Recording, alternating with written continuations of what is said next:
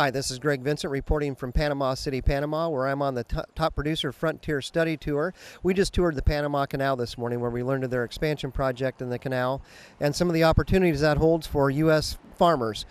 Currently, 40% of the traffic moving through the canal comes from the U.S., 27% is destined for the U.S. As we see the expansion grow through the canal, that will surely grow and lead to more opportunity for U.S. producers.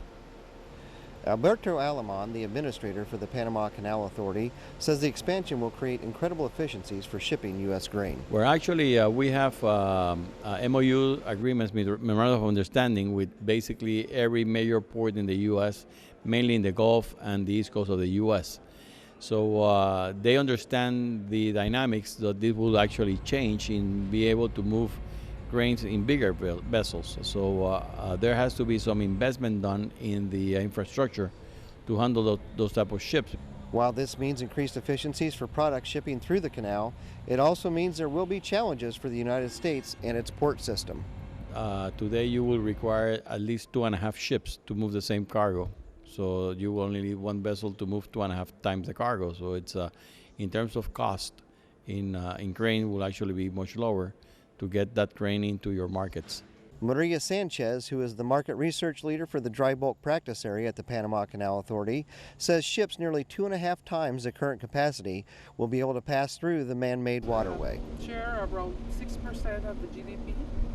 So those revenues in 1 year are, that go to the central government are around $700 million. Is the profit that the canal generates. That goes into construction at hospitals, schools, and so on. Farmers from the United States, like Bob Metz, a member of the United Soybean Board from Northeast South Dakota, look at the canal expansion as a huge opportunity to increase an already successful soybean export program. Well, certainly we know that we're exporting over half the soybeans we now raise, many of those going into Southeast Asia and China. And so the canal ends up being very important. Everything that comes down through the Gulf of Mexico goes through that canal to go to China. And I feel very good after seeing the canal and the way it is run and the leadership of the people that are running the canal that we can feel very good about this market in the future. Reporting from Panama City, this is Greg Vincent for AgWeb and the Top Producer Frontier Study Tour.